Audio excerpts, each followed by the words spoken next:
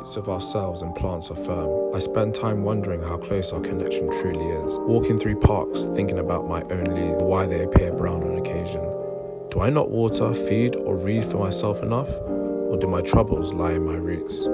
By looking beyond the beauty, we can often find flaws in purpose, a reason to dream.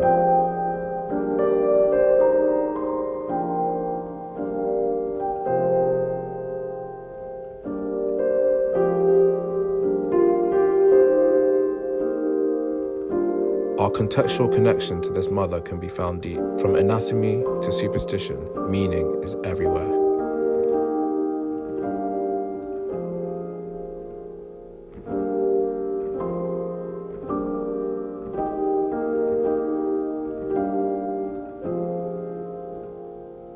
Community can lead you to meaning, in being and outside the fraught judgment of seeing, the aim to learn and, for lack of a better word, grow.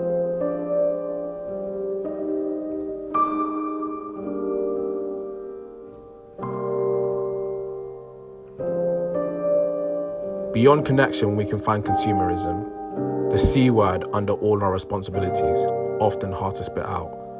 Both health and death lies within each other's arms. Like communism and capitalism, there can be no life without consumption. Can we manipulate consumption into a tool for positivity? Can we be taught that to consume is to create?